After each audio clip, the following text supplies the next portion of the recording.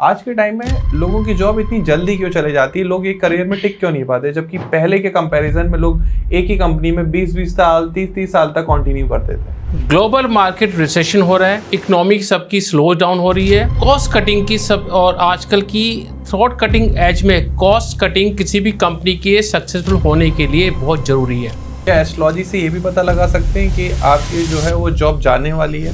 बिल्कुल, मैं कुछ आपको एस्ट्रोलॉजिकल कॉम्बिनेशन बताता हूँ। 10वां घर हमारी कुंडली का हमारे व्यवसाय या कार्य क्षेत्र को रिप्रेजेंट करता है। जब भी 10वें भाव में राहु केतु का गोचर हो तब ये प्रॉब्लम आती है। अगर किसी का इंटरव्यू क्रैक नहीं हो रहा, क्लियर नहीं हो पा रहा, तो उसके पीछे क्या रीजन हो सकता है? अगर इंटरव्यू क्रैक नहीं हो रहा, पहले देखिए 10th हाउस या 10th रोड पे मैलिफिक ग्रहों का गोचर तो नहीं है। 10वें घर पे राहु केतु शनि का गोचर गलत तो नहीं है। शनिदेव आपकी कुंडली में प्रतिकूल हैं क्या? और कैसे पता करें कि जो हमारे ग्रह हैं वो वीक हैं? इसके लिए आप षटबल में देखिए। षटबल बहुत इंपॉर्टेंट पैरामीटर है। आपकी कुंडली में षटबल में जो ग्रह की स्थिति, उसमें देखो 1 2 3 4 के 7 तक होते हैं। जिसके आगे 7 नंबर लिखा होता है वो सबसे वीकेस्ट होता है। राहु या शनि करियर के अकॉर्डिंग इन दोनों में से ज्यादा पावरफुल ग्रह कौन सा है? शनि। एक इंपॉर्टेंट टिप बताता हूँ, अगर ना आपने शनि को मना लिया, राहु के तो अपने आप मान जाएंगे।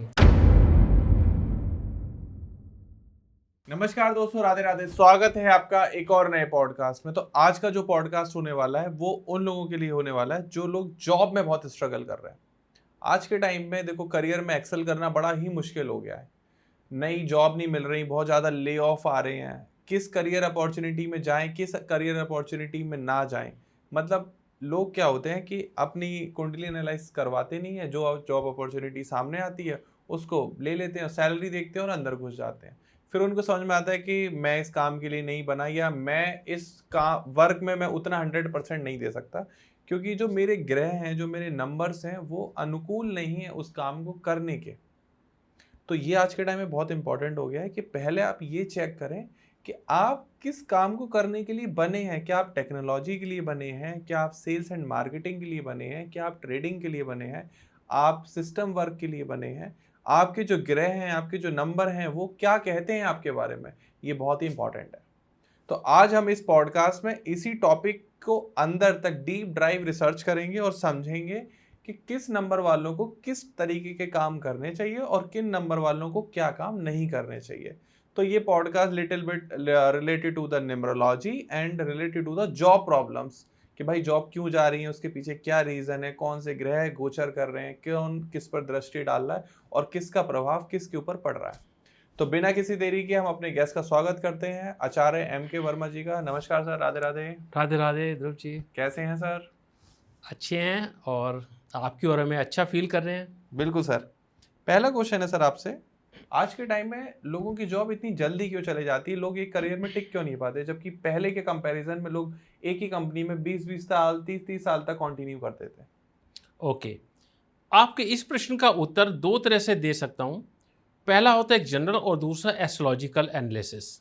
तो पहले जनरल बात करते हैं। आजकल क्या होता है, आजकल कार्यकुशलता का समय है, ग्लोबल मार्केट रिसेशन हो रहा है, इकोनॉमिक सबकी स्लो डाउन हो रही है, कॉस्ट कटिंग की सब और आजकल की थ्रॉट कटिंग एज में कॉस्ट कटिंग किसी भी कंपनी के सक्सेसफुल होने के लिए बहुत ज़रूरी है।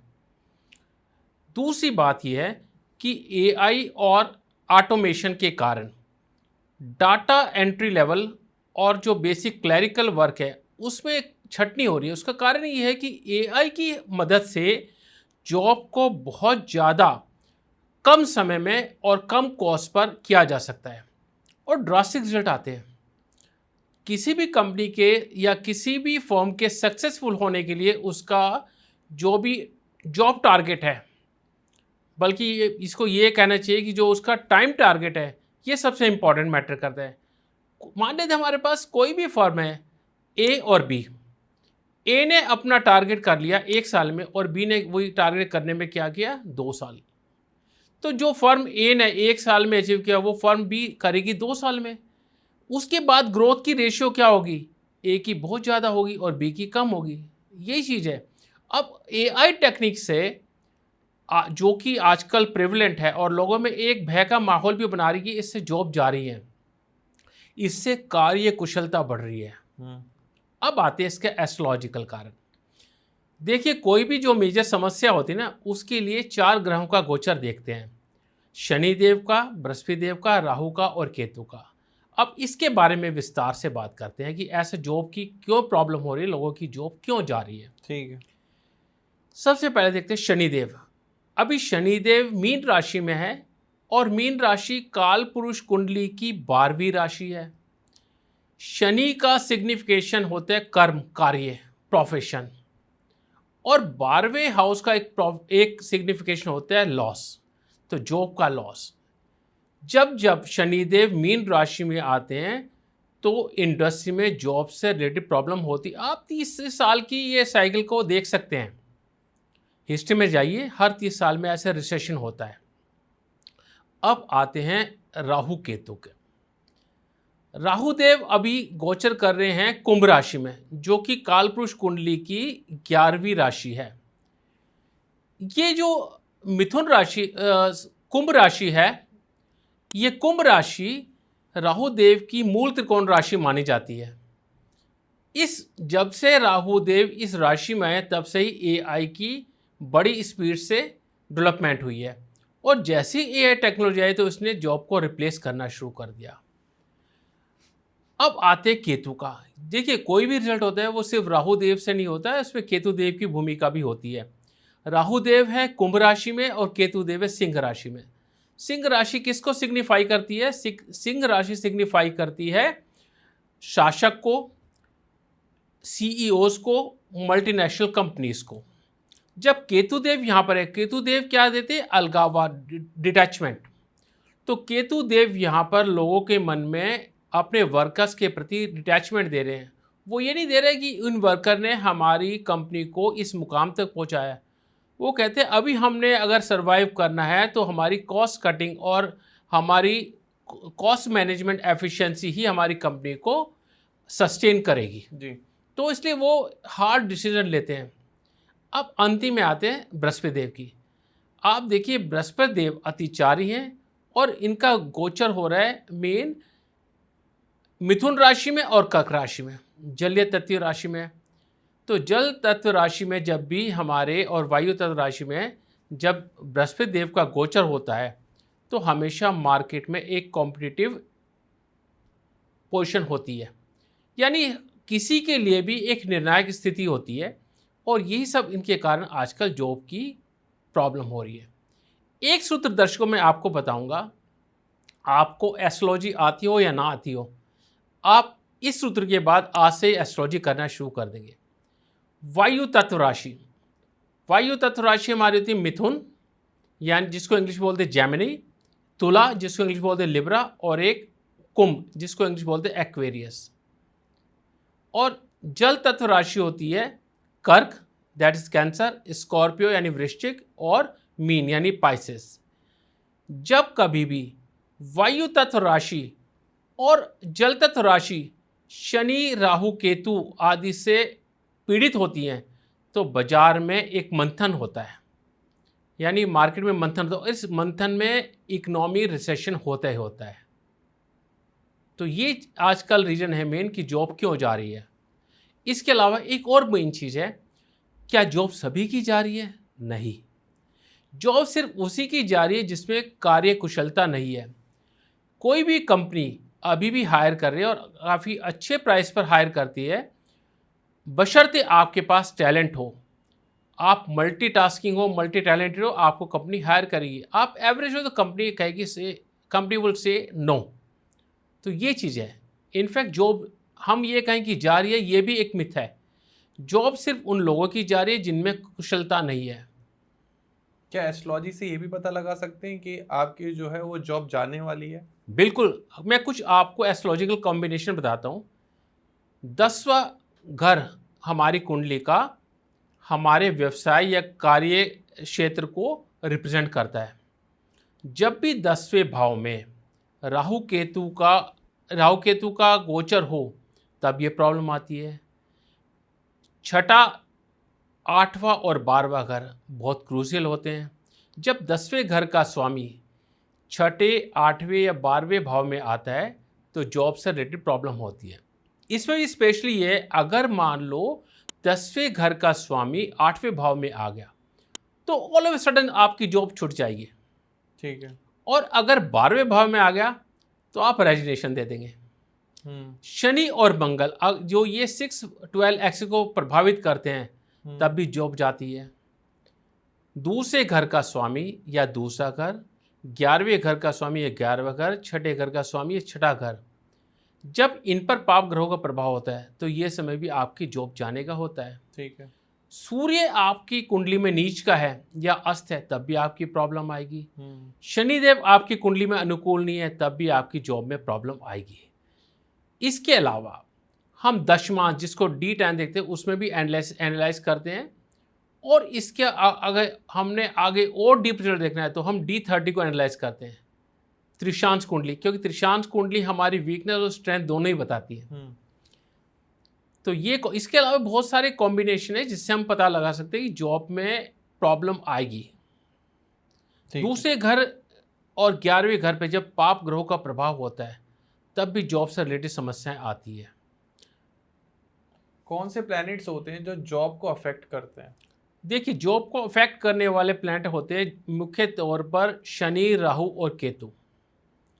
लेकिन यदि सूर्यदेव वीक हैं या बृहस्पति देव कमजोर हैं तब भी आपकी जॉब से रिलेटेड प्रॉब्लम आएगी। ठीक है। और देखो, अगर कोई शुभ ग्रह है और 6, 8, 12वें भाव का स्वामी है तब भी आपकी ये प्रॉब्लम आ सकती है। तो हम अगर ये कहें कि सिर्फ शनि, राहु के, तो अब जैसे शनिदेव हैं, शनिदेव मान लो कर्क लगन की कुंडली है और ये चौथे घर में बैठे हैं, अपने उच्च की राशि में बैठे हैं। ठीक है। और व्यवसाय भाव को देख रहे हैं तो यहाँ पर प्रॉब्लम नहीं आएगी, उच्च के हैं। अब ऐसी होता है, अब इस कुंडली में देखेंगे तो 6ठे घर के स्वामी है बृहस्पति, तो बृहस्पति देव प्रॉब्लम दे देंगे।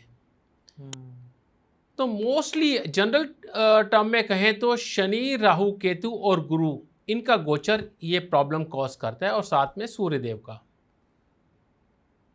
और कैसे पता करें कि जो हमारे ग्रह हैं वो वीक हैं? देखिए, इसके लिए आप षटबल में देखिए। षटबल बहुत इंपॉर्टेंट पैरामीटर है। आपकी कुंडली में षटबल में जो ग्रह की स्थिति, उसमें देखो 1, 2, 3, 4 ग्रह 7 तक होते हैं। जिसके आगे 7 नंबर लिखा होता है वो सबसे वीकेस्ट होता है, जिसके ऊपर नंबर 1 तो वो स्ट्रॉन्गेस्ट होता है। तो आप देख लीजिए, अगर वो आपकी कुंडली में 5, 6 या 7 उसको षटबल मिले हैं तो इसका मतलब वीक है। कोई भी ग्रह अगर आपका 10वें भाव का स्वामी ये पाप ग्रहों से पीड़ित है तब भी ये वीक माना जाएगा। और ये ऑटोमेटिक षटबल में सब कुछ रिफाइंड रिजल्ट आता है। अगर आपको नहीं देखना आता है कि हम कैसे गोचर दें, कैसे ग्रहों की दृष्टि देखें, तो षटबल में देख लीजिए। षटबल में जो 10वें घर का स्वामी है, अगर ये 5, 6, 7 ये अंक इसको मिले तो ये वीक है। 4 मिला है तो ये ठीक है, फिर भी ठीक है। न्यूमरोलॉजी में कौन से नंबर अफेक्ट करते हैं? देखिए, 4, 7 और 8 ये नंबर सबसे ज़्यादा अफेक्ट करते हैं। 4 नंबर राहु का होता है। राहु देव आपको जब तक पूरा स्ट्रगल नहीं देते, आपको पूरी तरह चर नहीं करते, तब तक आपको रिजल्ट नहीं देते। 7 नंबर केतु देव का है। केतु देव आपको बार बार डिटैचमेंट देते हैं। ठीक है। और 8वां नंबर शनिदेव का है। अच्छा, शनिदेव का ये नंबर है ना, ये बहुत ही इंपॉर्टेंट है, इसको देखना है। अगर हम ये 8 नंबर को हॉरिजॉन्टली कर दें तो ये इनफाइनाइट नंबर होता है। तो शनिदेव जो होते हैं ना, इनको शनि रिजल्ट देते हैं, यानी धीरे धीरे रिजल्ट देते हैं। ये पहले आपको उसके लिए प्रिपेयर करते हैं आपकी हार्डशिप से, कि आप आगे आने वाले रिजल्ट को संभाल भी पाओगे, नहीं संभाल पाओगे। तो ये 4, 7 और 8 ये नंबर सबसे ज़्यादा इंपॉर्टेंट होते हैं। अच्छा, अगर आपकी डेट ऑफ बर्थ में आपके मूलांक, भाग्यांक कोई 4, 7, 8 है तो क्या आपको घबराने की ज़रूरत है? नहीं। आपको मैं आज बताऊंगा कुछ रेमेडीज। सबसे पहले, अगर आपके मूलांक या भाग्यांक 4 हैं तो आपको 3 काम करने हैं। सबसे पहले, जो कोढ़ी होते हैं ना उनकी सेवा कीजिए, सफाई कर्मचारी है उसकी सेवा कीजिए। इसके अलावा पक्षियों को सतनजा खिलाइए। एक मैं लोगों को वार्न करना चाहूँगा, लोग कबूतरों को बाजरा खिलाते हैं तो मैं इसको अवॉइड करता हूँ। मैं कहता हूँ बाजरा कम क्वांटिटी में सतरंजा सारा मिलाकर खिलाओ तो वो अच्छा होता है। और इनफैक्ट राहु केतु के लिए सतरंजा ही सबसे अच्छी रेमेडीज होती है। अगर आपका नंबर 7 है तो 7 नंबर वालों के लिए, यानी 7 का मतलब है भाग्यांक या मूलांक 7 हो, तब आपको एक तो भगवान श्री गणेश जी की आराधना करनी चाहिए। बुधवार को भगवान गणेश जी को दूब क्या होता है, जो घास होती है, घास को उखाड़ लीजिए। और अच्छा, उखाड़ने के लिए भी एक इम्पॉर्टेंट चीज़ होती है कि जब आप कभी घास उखाड़ने जाए ना तो पहले प्रार्थना करिए कि हम आपको भगवान को अर्पित करने के लिए उखाड़ रहे हैं। फिर उसको लीजिए, उसको धोइए और धोने के बाद भगवान श्री गणेश को अर्पित कीजिए। गाय को हरा चारा खिलाइए। 8 नंबर में रेमेडी ना, ये तो मैं चाहूँगा कि इसका मूलांक भाग्यांक 8 है या नहीं है, ये करनी चाहिए। सबसे पहले यदि आप कहीं जाते हैं, कोई मजदूर है, बूढ़ा है, कमज़ोर है, चाहे वो रिक्शा वाला है, कोई मजदूर हो, उसकी मजदूरी दीजिए और मजदूरी से एक्स्ट्रा पैसे दीजिए, चाहे वो 10 रुपये एक्स्ट्रा हो, ताकि उसका मन खुश हो और वो आपको दुआएं दे। शनिदेव बूढ़े व्यक्ति को रिप्रेजेंट करते हैं और मोस्टली वो बूढ़े व्यक्ति जो कमज़ोर हैं, मैले कुचैले कपड़े पहने हैं, दाढ़ी बड़ी है, इस टाइप के लोग, श्रमिक वर्ग, मजदूर लोग होते हैं, इसको रिप्रेजेंट करते हैं। इनकी सेवा कीजिए। साथ ही साथ मैं रिकमेंड करूंगा कि चींटियों को आटा मीठा करके, आप बताते कैसे, आटा लीजिए, उसको भूनिए और उसमें थोड़ी सी देसी खांड मिला लीजिए। लोग कहते हैं चीनी है बुरा, मैं कहता हूँ देसी खांड नहीं मिलती तो शक्कर मिला लीजिए। और शक्कर मिलाकर ना, जो कच्ची जगह है पेड़ के जड़ के आसपास, वहाँ पर इसको डालिए ताकि वो धीरे धीरे खाएं। जैसे जैसे चींटियाँ ये खाएगी तो आपको उसी के अनुसार शनिदेव व्यवसाय में और जीवन के अन्य क्षेत्रों में सफलता देना शुरू करेंगे। एक चीज़ और, यदि कोई व्यक्ति जिसकी अंतर्दशा महादशा में राहु देव पीड़ा दे रहे हैं, उसके लिए एक इम्पॉर्टेंट रेमेडी बताता हूँ। आपने करना क्या है, बुधवार या शनिवार को अपने घर में सरसों के तेल में ब्रेड पकोड़ा फ्राई करना है। ब्रेड पकोड़ा बना लिए बेसन मिक्स करके, और 1 कप चाय बनाइए और आपका सफाई कर्मचारी है उसको वो दीजिए और साथ में कुछ पैसे, ताकि वो उसका दिल खुश हो और बड़े सम्मान के साथ दिए कि चलो यार आप हमारे घर का वो इतना काम करते हो, आप प्लीज़ हमारी तरफ से खाइए। आपने प्लीज़ वर्ड बोलना है, यानी आपने आग्रह करना है कि वो आपका स्वीकार करे। तो ये राहु की बहुत बड़ी रेमेडी होती है। शनिदेव के लिए अगर कोई व्यक्ति मुसीबत में है तो हमेशा उसकी मदद करनी चाहिए। देखिए, हमारे बड़े बुजुर्ग कहते थे एक बात, नेकी कर दरिया में डाल। तो उस टाइम जब हम बच्चे थे, हमारे माता पिता भी कहते थे, हमें समझ नहीं आती थी, हम कहते कि हमने किस साथ अच्छा किया और उसको बोले भी ना। लेकिन आज बात समझ में आती है, नेकी कर दरिया में डाल, इसका मतलब you just do your good karmas for the others and forget it. हमारी यूनिवर्स जो भी हम कर्म करते हैं, मन वचन कर्म वाणी जो भी कुछ होती है, ये जाकर रिफ्लेक्ट होती है यूनिवर्स में। यूनिवर्स में आकर ये 10 टाइम्स रिफ्लेक्ट होती है। जैसे हम करेंगे ना, वैसे ही रिजल्ट मिलेंगे। अगर किसी का इंटरव्यू क्रैक नहीं हो रहा, क्लियर नहीं हो पा रहा, तो उसके पीछे क्या रीज़न हो सकते हैं? देखिए, अगर इंटरव्यू क्रैक नहीं हो रहा, पहले देखिए 10th हाउस या 10th लॉर्ड पे मैलिफिक ग्रहों का गोचर तो नहीं है। 10वें घर पे राहु केतु शनि का गोचर गलत तो नहीं है। शनिदेव आपकी कुंडली में प्रतिकूल हैं क्या? राहु केतु का डिस्पोजर देखो 6, 8, 12 में है, तब भी प्रॉब्लम आएगी। इसके अलावा दूसरे घर 11वें घर पे पाप ग्रहों का प्रभाव है, तब ये प्रॉब्लम आएगी। अच्छा, इसके अलावा अब न्यूमोलॉजिकली बताता हूँ, यदि आपका ड्राइवर और कंडक्टर, यानी मूलांक ड्राइवर और भाग्यांक कंडक्टर, मूलांक होते हैं आपके डेट ऑफ बर्थ है ना, उसमें सिर्फ जो डेट है उसके दोनों अक्षरों को ऐड करके एक सिंगल डिजिट आएगी, वो आपका मूलांक है।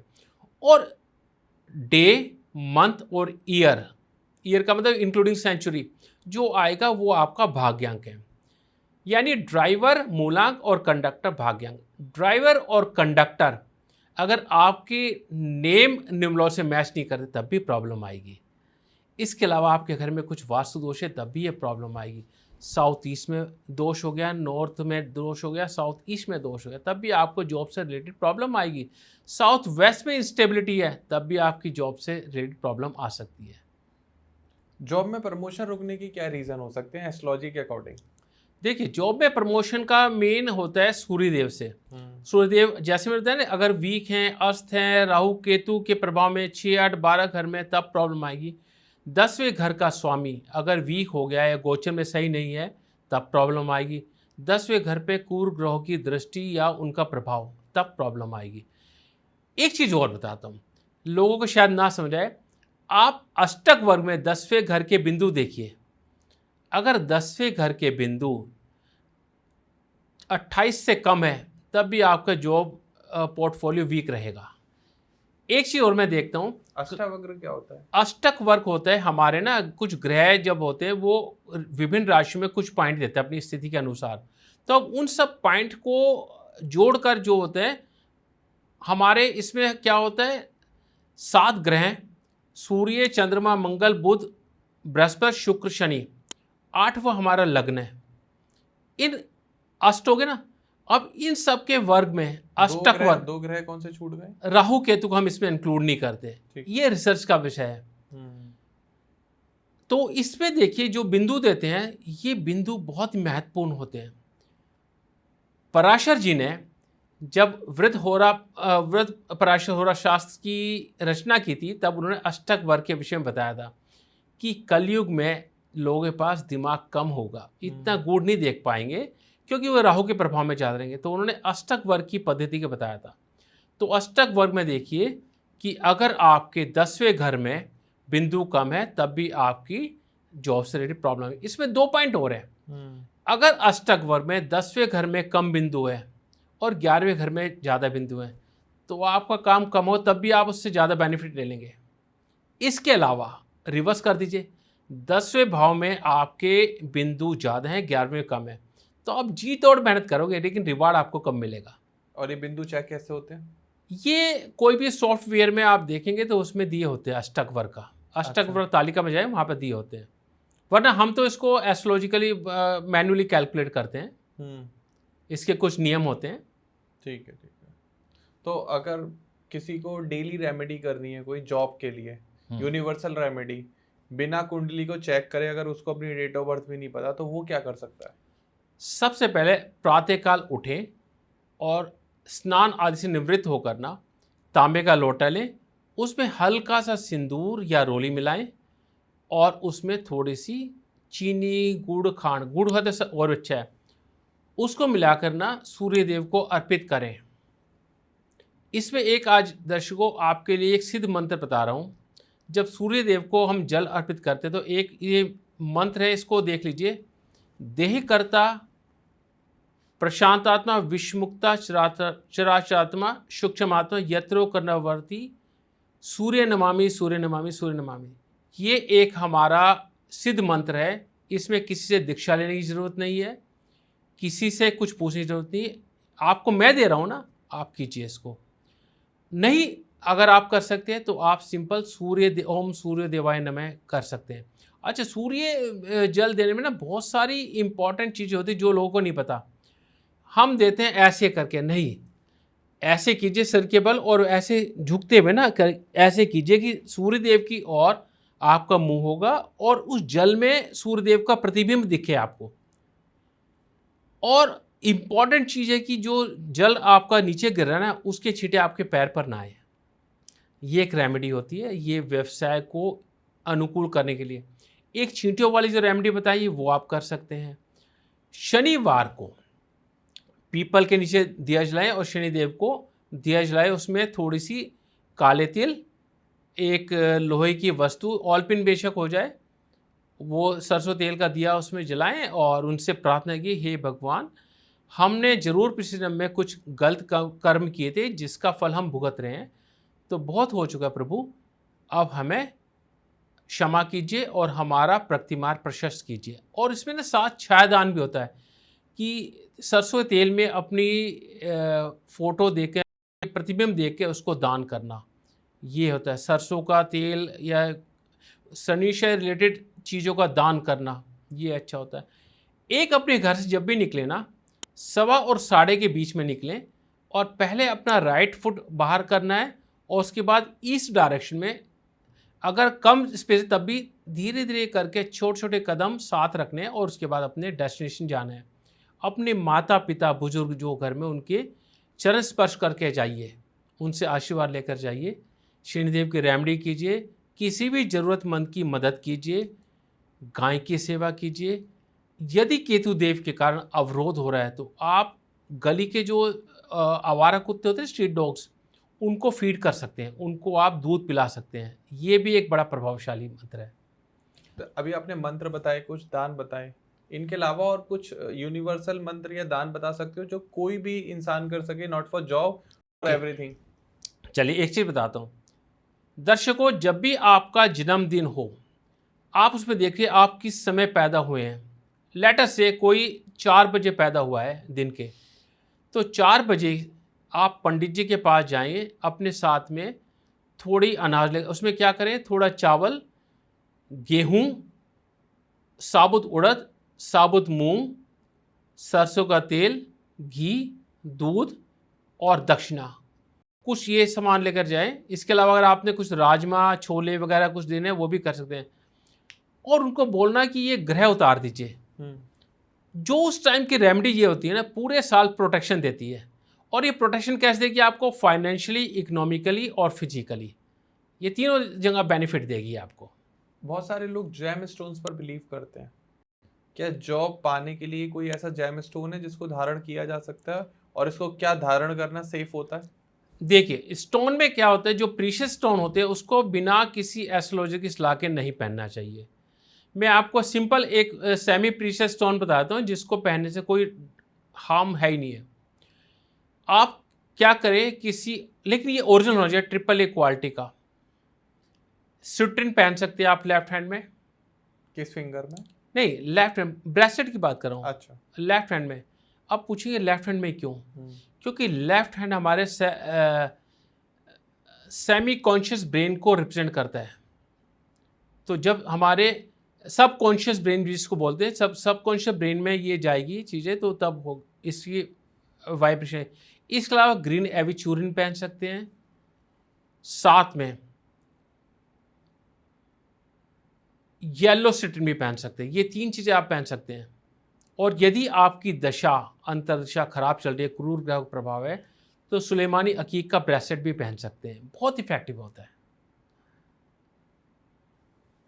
अगर यूथ आपसे एक फाइनल करियर एडवाइस मांगना चाहे कि वर्मा जी हमें बताएं कोई आपकी तरफ से एडवाइस फॉर अ जॉब, तो वो क्या देंगे आप?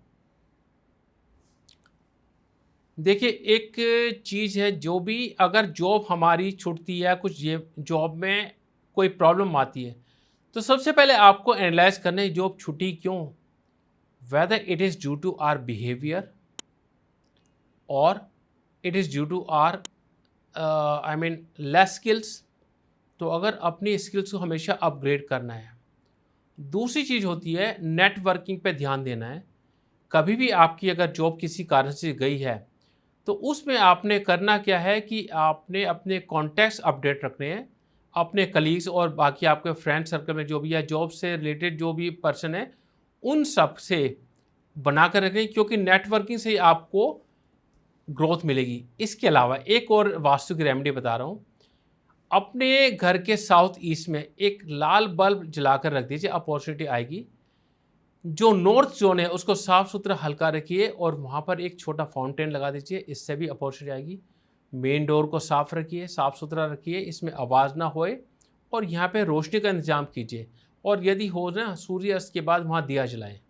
ये छोटी सी चीज़ें जो, और लास्ट चीज़ ये है, यदि इन सब चीज़ों के बावजूद भी आपको सफलता नहीं मिल रही, तो किसी योग्य एस्ट्रोलॉजर से आपको अपनी कुंडली का विवेचन कराना चाहिए। वही एक्चुअली बताएगा ये प्रॉब्लम क्या हो रही है। छोटी मोटी प्रॉब्लम मैंने जो रेमेडी बताई इससे हो जाएगी आपकी दूर, और ज़्यादा बड़ी प्रॉब्लम तो वो एस्ट्रोलॉजिकल रेमेडीज़ के लिए करनी पड़ेगी पर्टिकुलर, वो आपको एस्ट्रोलॉजर बता पाएगा। सर कुछ आपसे ना रैपिड फायर क्वेश्चन पूछना चाहता हूँ। हाँ जी। आपके अकॉर्डिंग डिग्री ज्यादा इंपॉर्टेंट है या कुंडली? दोनों इंपॉर्टेंट है।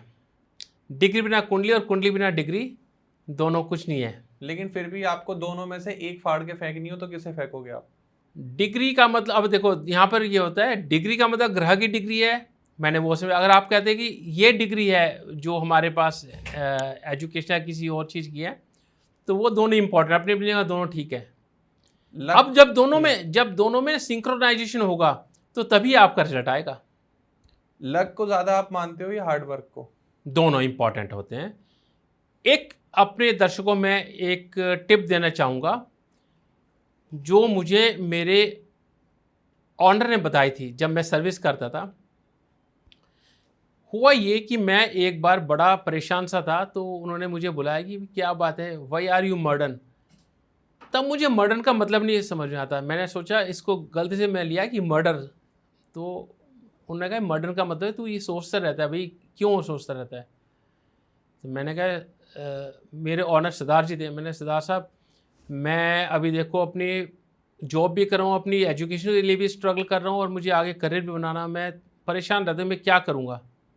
तो उन्होंने एक बहुत ही गोल्डन टिप दी थी। उन्होंने कहा कि देखो यदि आप मेहनत करते हैं ना, हो सकता है आपको फल आज ना मिले, कल मिले, कल ना मिले परसों मिले, परसों मिले हफ्ते बाद मिले, महीने बाद मिले, साल बाद मिले, लेकिन आपने जो एफर्ट कर दिया ना उसका फल भगवान भी नहीं रोक सकता। फिर उन्होंने मुझे एग्जाम्पल दिया कि देखो जो ऋषि मुनि ने तपस्या की ना, उसमें विघ्न आए, बाधा आए, वो अपने डटे रहे, तो बाद में भगवान को विवश होकर प्रकट होना पड़ा और इस मृत्यु लोक में आना पड़ा। पृथ्वी लोक को मृत्यु लोक बोलते हैं, यानी कि अगर स्वर्ग से तुलना करें तो हमारी पृथ्वी क्या है, स्लम एरिया होगी। तो भगवान को वहाँ से आना पड़ा और भगवान को पता है इसकी क्या मांगेगा, विवश होकर भगवान को देना पड़ा। तो इसलिए कर्म से आप कभी विमुख ना होइए।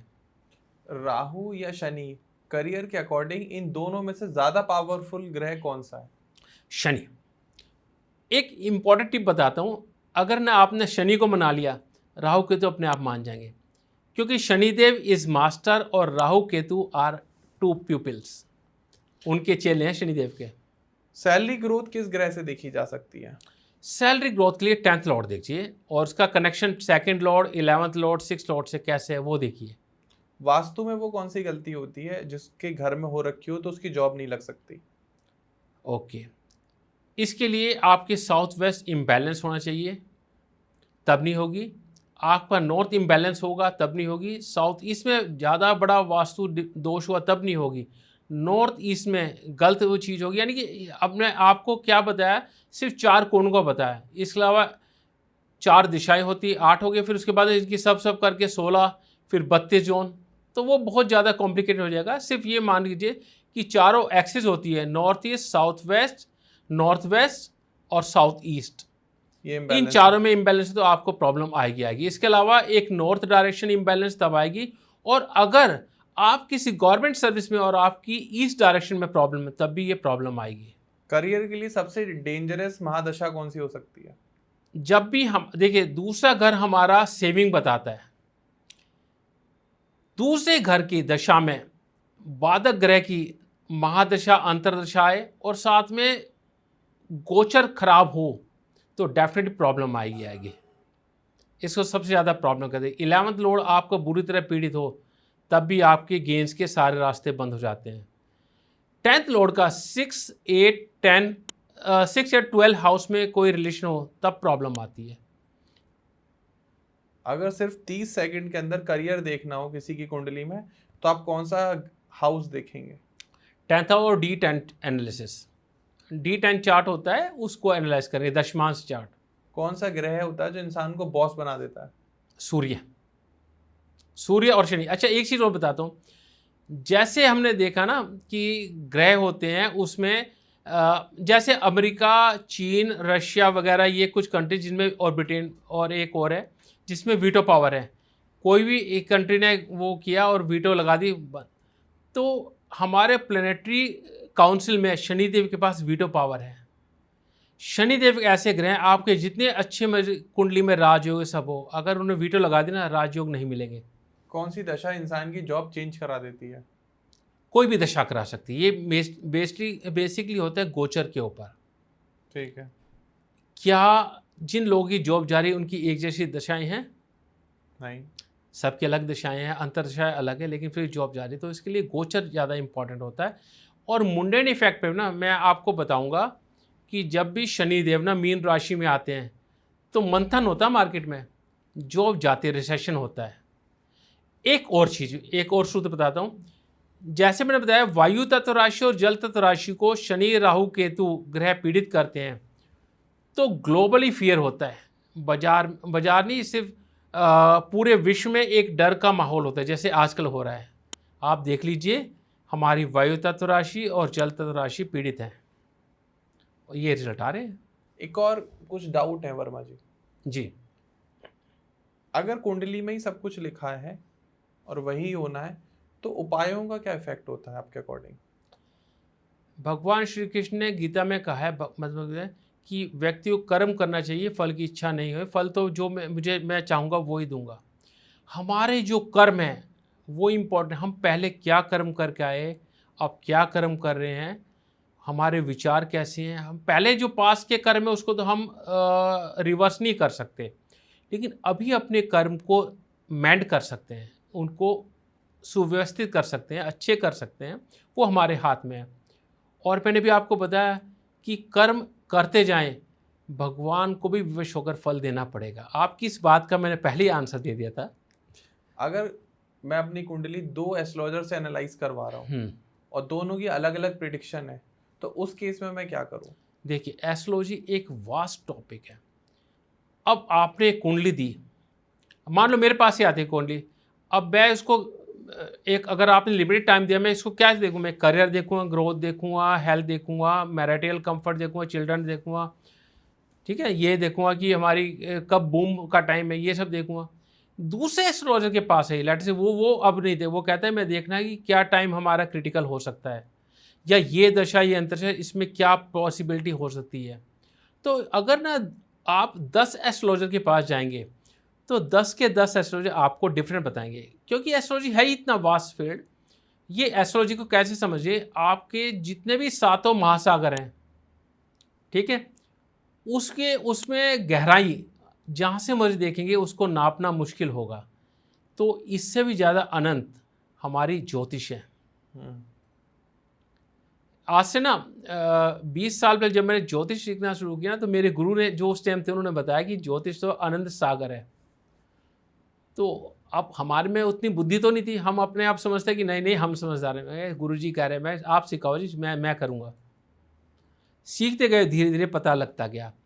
और एस्ट्रोलॉजी में ये है कि या वास्तु है या कोई भी विधा है, मैं आज भी उसमें मेहनत करता हूँ। जितना मर्जी मुझे आता हो, मैं हमेशा अपने आप को अपग्रेड करना चाहता हूँ। अच्छा, यही चीज़ मैं ना अपने दर्शकों को बताऊँगा जिनकी जॉब से रिलेटेड प्रॉब्लम, भाई अपने आप को अपग्रेड करते रहो। आने वाले टाइम में एक अच्छी चीज़ होगी। अभी आपको लग रहा है एआई नौकरी खा रही है, अभी एआई नौकरी देगी। हाँ, ये तो है। तो जितने भी लोग ये वीडियो देख रहे हैं, पॉडकास्ट देख रहे हैं, अगर उनकी जॉब से रिलेटेड इश्यूज चल रहे हैं, उनकी जॉब चली गई है, या करियर में ग्रोथ नहीं कर पा रहे हैं, एक्सेल नहीं कर पा रहे हैं, या डिजायर्ड जॉब नहीं मिल रही है, या फॉरेन जाना चाहते हैं, विदेश में जाके नौकरी करना चाहते हैं, या पता करना चाहते हैं कि उनको किस फील्ड में जाना चाहिए, तो आपको आचार्य MK वर्मा जी का नंबर स्क्रीन पर आ रहा होगा, डिस्क्रिप्शन में भी डिटेल मिल जाएगी, नाम, number, social media handle, address, complete website, आप वहाँ भी पूछ सकते हैं। और अगर किसी का मन कर रहा है कि कंसल्टेशन बुक नहीं करनी है, हमें तो कुछ फ्री में ही रेमेडीज़ मिल जाए, तो आप कमेंट सेक्शन में अपने सवाल लिख दीजिएगा अपनी डेट ऑफ बर्थ के साथ, आपको वहाँ पर आपके जवाब जरूर दिए जाएंगे। बाकी बहुत बहुत धन्यवाद, शुक्रिया वीडियो को यहाँ तक देखने के लिए। वर्मा जी बहुत बहुत शुक्रिया अपना कीमती समय हमें देने के लिए। अभी हम और आपके साथ पॉडकास्ट करेंगे और जानेंगे भविष्य और दुनिया के बारे में कि आने वाले टाइम में इस ब्रह्मांड में, इस दुनिया में, इस पृथ्वी पर क्या क्या हो सकता है। Thank you so much for coming and thanks to all of you for watching till now. Radhe Radhe, जय श्री कृष्ण। राधे राधे।